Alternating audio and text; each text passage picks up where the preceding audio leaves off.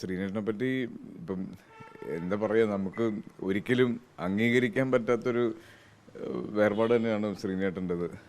ഇപ്പം ഞാൻ പേഴ്സണലി സിനിമകൾ കണ്ട് അദ്ദേഹത്തിന് ഇഷ്ടപ്പെട്ടു തുടങ്ങി, ആദ്യം അഭിനയത്തിൽ ഇഷ്ടപ്പെട്ടു തുടങ്ങി, പിന്നെ സിനിമയെ വളരെ സീരിയസ് ആയിട്ട് കാണാൻ തുടങ്ങിയപ്പോൾ അദ്ദേഹത്തിൻ്റെ സ്ക്രിപ്റ്റിനെ പറ്റിയും അദ്ദേഹത്തിൻ്റെ ഹ്യൂമറിനെ പറ്റിയും അദ്ദേഹം എക്സ്പ്രസ് ചെയ്യുന്ന കാര്യങ്ങളും അദ്ദേഹത്തിൻ്റെ രാഷ്ട്രീയ വീക്ഷണങ്ങളെ പറ്റിയും ഒക്കെ ഒരുപാട് സിനിമയിൽ വന്നതിന് ശേഷമാണ് മനസ്സിലാക്കിയത്.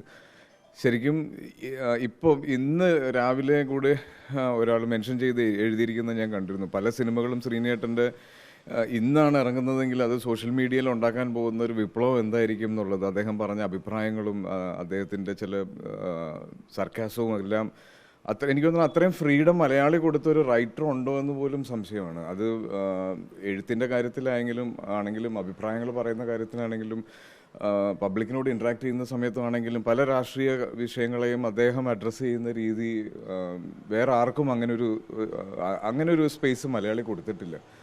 അപ്പോൾ ശരിക്കും ഒരു വിഷമം ഉണ്ടാക്കുന്ന വേർപാട് തന്നെയാണത്. ഒരു സിനിമയുടെ ഭാഗമായി നിൽക്കുന്ന, ഒരു ഫിലിം ഇൻഡസ്ട്രിയുടെ ഭാഗമായി നിൽക്കുന്നതൊന്നുമല്ല, ഒരു മലയാളിയുടെ ഒരു ഭയങ്കര പേഴ്സണലായിട്ടുള്ളൊരു അഹങ്കാരമായിരുന്നു ശ്രീനേട്ടൻ എന്ന് പറയുന്നത്.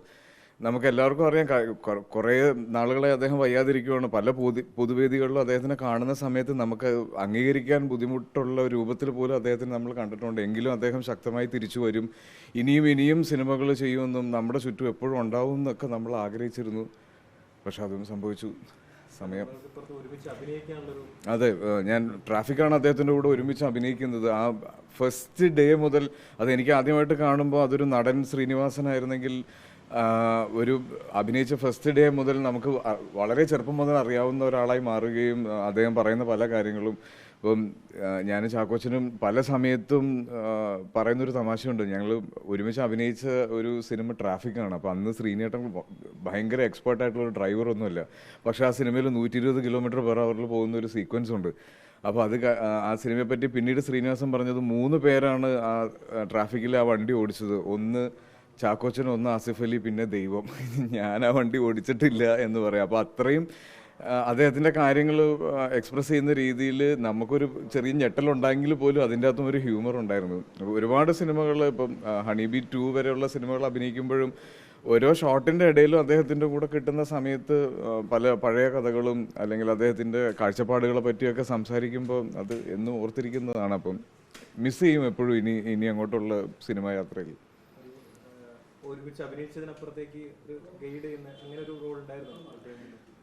അത് ശ്രീനേട്ടനെ ഗൈഡ് ചെയ്യുന്നതെന്ന് പറഞ്ഞു കഴിഞ്ഞാൽ, എനിക്ക് ശ്രീനേട്ടനെ കണ്ടു, പരിചയപ്പെട്ടു, അദ്ദേഹവുമായി അടുത്തു.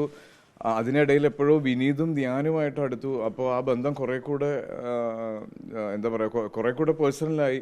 അതിനുശേഷം ഇപ്പം ധ്യാനിൻ്റെ മകളും എൻ്റെ മകളും വളരെ അടുത്ത സുഹൃത്തുക്കളാണ്. അപ്പോൾ പല സമയത്തും അവർ ഈ വീക്കെൻഡ്സും അവർ ട്രിവാൻഡ്രത്തുനിന്ന് തൃപ്പൂണിത്തുറ വീട്ടിൽ വരുമ്പോൾ കുട്ടികളെ ഡ്രോപ്പ് ചെയ്യാനും പിക്കാനും ഒക്കെ ഞാനും അല്ലെങ്കിൽ വൈഫും ഒക്കെ പോകാറുണ്ട്. അപ്പോൾ അത് വീണ്ടും സിനിമയേക്കാൾ കൂടുതൽ ഒരു പേഴ്സണലായിട്ടുള്ളൊരു ബന്ധമായിട്ട് വളർന്നു. പിന്നെ ഒരുപാട് ഉപദേശങ്ങൾ തന്നിട്ടുണ്ട്. പല കാര്യങ്ങളും ഞാൻ പറഞ്ഞില്ലേ, എന്നെ ഏറ്റവും കൂടുതൽ അദ്ദേഹത്തിനെ പറ്റി പറയുമ്പോൾ ഞാൻ പറയാൻ ആഗ്രഹിക്കുന്ന അധികം കാര്യങ്ങൾ പ്രസൻറ്റ് ചെയ്യുന്ന രീതിയാണ്. അതാർക്കും വിഷമം ഉണ്ടാവില്ല, എന്നാൽ കൊള്ളേണ്ടടുത്ത് കൊള്ളും എന്ന് പറയുമല്ലോ. അപ്പോൾ അത് കൃത്യമായിട്ടുണ്ട്. അത് എങ്ങനെ സംസാരിക്കണം എന്നുള്ളത് എപ്പോഴും അദ്ദേഹം പറയാതെ തന്നെ പറഞ്ഞു തന്നിട്ടുണ്ട്. പിന്നെ സിനിമകൾ അറിയാം നമുക്ക്. ശ്രീനേട്ടൻ്റെ കൂടെ അഭിനയിക്കുന്ന സമയത്ത് അദ്ദേഹത്തിൻ്റെ കോൺട്രിബ്യൂഷൻസും ഒരു സ്ക്രിപ്റ്റിൽ അദ്ദേഹം പറയുന്ന ചില കുഞ്ഞി അഭിപ്രായങ്ങൾ മുതൽ, ഇപ്പം ഞങ്ങൾ ഉന്നം എന്ന് പറഞ്ഞൊരു സിനിമ ഷൂട്ട് ചെയ്യുന്ന സമയത്ത് സിബിസാറും ശ്രീനേട്ടനുമായിട്ടുള്ള സീൻ ഡിസ്കഷൻ്റെ ഇടയിൽ പോയി ഇരിക്കുക എന്ന് പറഞ്ഞാൽ ഒരു സിനിമ സിനിമ ഇഷ്ടപ്പെടുന്ന ആർക്കും ഒരു ക്ലാസ്സാണ്. അപ്പം സിനിമയിൽ അങ്ങനെയും കുറേ കാര്യങ്ങളുണ്ടായിരുന്നു. അപ്പോൾ അതൊക്കെ മിസ് ചെയ്യും.